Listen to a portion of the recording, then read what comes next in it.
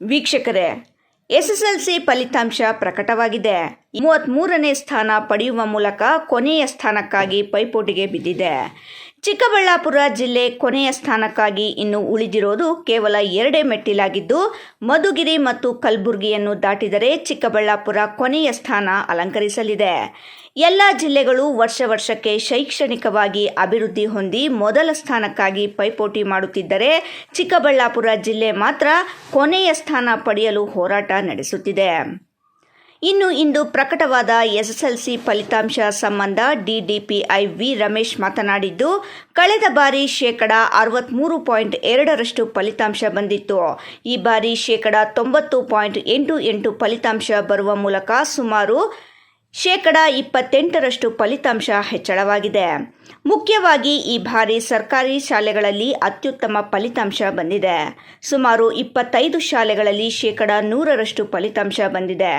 ಈ ಬಾರಿ 14,375 ಪರೀಕ್ಷೆ ಬರೆದಿದ್ದು, ಇದರಲ್ಲಿ 12,999 ವಿದ್ಯಾರ್ಥಿಗಳು ಉತ್ತೀರ್ಣರಾಗಿದ್ದಾರೆ ಎಂದರು. ಜಿಲ್ಲೆಯಲ್ಲಿ ಗುಡಿಬಂಡೆ ತಾಲೂಕು ಪ್ರಥಮ ಸ್ಥಾನ ಪಡೆದಿದ್ದು, ಚಿಕ್ಕಬಳ್ಳಾಪುರ ದ್ವಿತೀಯ, ಚಿಂತಾಮಣಿ 3, ಶಿಡ್ಲಘಟ್ಟ 4, ಬಾಗೇಪಲ್ಲಿ 5 ಮತ್ತು ಗೌರಿಬಿದನೂರು ತಾಲೂಕು ಕೊನೆಯ 6ನೇ ಸ್ಥಾನ ಪಡೆದಿದೆ. ಇನ್ನು ಕಳೆದ ಬಾರಿ 22ನೇ ಸ್ಥಾನದಲ್ಲಿದ್ದ ಚಿಕ್ಕಬಳ್ಳಾಪುರ ಜಿಲ್ಲೆ ಈ ಬಾರಿ 33ನೇ ಸ್ಥಾನಕ್ಕೆ ಕುಸಿದಿದೆ. ಮುಂದಿನ ದಿನಗಳಲ್ಲಿ ಫಲಿತಾಂಶ ಅಭಿವೃದ್ಧಿಗೆ ಶ್ರಮಿಸಲಾಗುವುದು. ಮಂಚನಬೆಲೆ ಗ್ರಾಮದ ವಿದ್ಯಾರ್ಥಿ 625 ಅಂಕಗಳಿಗೆ 624 ಅಂಕ ಪಡೆದು ಜಿಲ್ಲೆಗೆ ಪ್ರಥಮ ಸ್ಥಾನ ಪಡೆದಿದ್ದಾರೆ.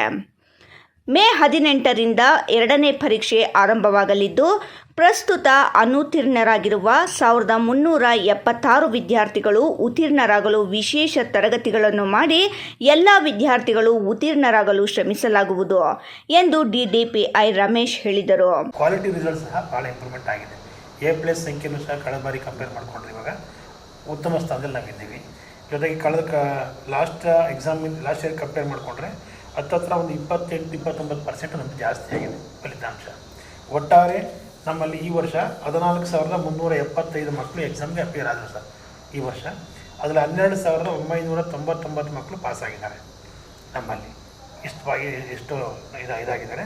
ಆಮೇಲೆ ಜಿಲ್ಲೆಯಲ್ಲಿ ಗುಡಿಬಂಡೆ ಮೊದಲನೇ ಸ್ಥಾನದಲ್ಲಿದೆ, ಚಿಕ್ಕಬಳ್ಳಾಪುರ 2ನೇ ಸ್ಥಾನದಲ್ಲಿದೆ, ಚಿಂತಾಮಣಿ 3ನೇ ಸ್ಥಾನ, ಶಿಡ್ಲಘಟ್ಟ 5, ಶಿಡ್ಲಘಟ್ಟ 4, ಬಾಗೇಪಲ್ಲಿ 5 ಮತ್ತು ಗೌರಿಬಿದನೂರು 6ನೇ ಸ್ಥಾನದಲ್ಲಿ ಇದೆ. ಒಟ್ಟಾರೆ ಫಲಿತಾಂಶದ ನಮ್ಮ ಜಿಲ್ಲೆಗೆ ಸಂಬಂಧಪಟ್ಟಂತೆ ನಮ್ಮದು ಓವರಾಲ್ 90.88% ರಿಸಲ್ಟ್ ಬಂದಿದೆ.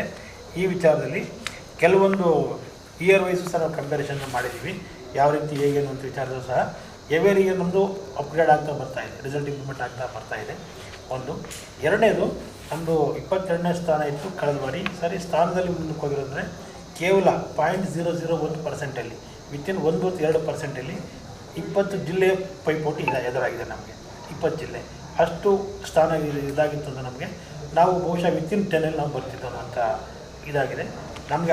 ಆ ರೀತಿಯಲ್ಲಿ ಮುಂದಿನ ದಿನಗಳಲ್ಲಿ ಏನು ಕ್ರಮ ತಗೋಬೇಕು, ಏನು ಮಾಡಬೇಕು, ಹೇಗೆ ಇಂಪ್ರೂವ್ಮೆಂಟ್ ಮಾಡಬೇಕು ಅಂತ ವಿಚಾರದಲ್ಲಿ ನಾವು CO ಮತ್ತು DC ಚರ್ಚಿಸಿ 90.88 ಇದೆ ಅಂತಿಲ್ಲ, ಅದರಲ್ಲಿ 91 ಸಮಥಿಂಗು 92 ಆ ರೇಂಜಲ್ಲಿ ಇರ್ತಕ್ಕಂಥ ಸುಮಾರು 20 ಜಿಲ್ಲೆ ಇದೆ ಸರ್.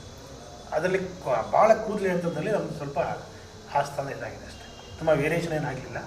So result. ಇನ್ನು ಪ್ರದೀಪ್ ಈಶ್ವರ್ ಅವರು ಶಾಸಕರಾಗಿ ಆಯ್ಕೆಯಾದ ಮೊದಲ ವರ್ಷದಲ್ಲಿ ತೊಡೆ ತಟ್ಟಿ ಚಿಕ್ಕಬಳ್ಳಾಪುರ ಜಿಲ್ಲೆಯನ್ನು ಫಲಿತಾಂಶದಲ್ಲಿ ಮೊದಲ ಸ್ಥಾನಕ್ಕೆ ತರುವ ಭರವಸೆ ನೀಡಿದ್ದರು. ಇದನ್ನು ಕೇಳಿದ ಜನರು ಅವರ ಭರವಸೆ ನಂಬಿ ಚಪ್ಪಾಳೆ ತಟ್ಟಿ ಶಿಲ್ಲೆ ಹಾಕಿದ್ದರು. ಆದರೆ 5ರಿಂದ 10ನೇ ಸ್ಥಾನಕ್ಕೆ ಆಸುಪಾಸಿನಲ್ಲಿ ಬರುತ್ತಿದ್ದ ಫಲಿತಾಂಶ ಇದೀಗ ಕೊನೆಯಿಂದ 3ನೇ ಸ್ಥಾನ ಪಡೆಯುವ ಮೂಲಕ ಚಿಕ್ಕಬಳ್ಳಾಪುರ ಜಿಲ್ಲೆ ಶೈಕ್ಷಣಿಕವಾಗಿ ಅಧಃಪತನಕ್ಕೆ ಜಾರಿದೆ ಎಂಬ ಸಂದೇಶ ರವಾನೆಯಾಗಿದ್ದು, ನುಡಿದಂತೆ ನಡೆಯುವಲ್ಲಿ ಶಾಸಕ ಪ್ರದೀಪ್ ಈಶ್ವರ್ ವಿಫಲರಾಗಿದ್ದಾರೆ ಎಂಬ ಮಾತುಗಳು ಸಾರ್ವಜನಿಕ ವಲಯದಲ್ಲಿ ಕೇಳಿಬರುತ್ತಿವೆ. ಒಟ್ಟಿನಲ್ಲಿ ಚಿಕ್ಕಬಳ್ಳಾಪುರ ಜಿಲ್ಲೆ ಶೈಕ್ಷಣಿಕವಾಗಿ ತೀವ್ರ ಕುಸಿತ ಕಾಣುತ್ತಿರುವುದು ಮುಂದಿನ ಭವಿಷ್ಯದ ದೃಷ್ಟಿಯಲ್ಲಿ ಆತಂಕ ಮೂಡಿಸಿದ್ದು, ಈ ನಿಟ್ಟಿನಲ್ಲಿ ಅಧಿಕಾರಿಗಳು ಮತ್ತು ಜನಪ್ರತಿನಿಧಿಗಳು ಅಗತ್ಯ ಕ್ರಮಗಳನ್ನು ವಹಿಸದಿದ್ದರೆ ಮುಂದಿನ ದಿನಗಳಲ್ಲಿ ಜಿಲ್ಲೆಯ ಶೈಕ್ಷಣಿಕ ಭವಿಷ್ಯ ಉಳಿಸಲು ಕಷ್ಟವಾಗಲಿದೆ ಎಂದರೆ ತಪ್ಪಾಗಲಾರದು.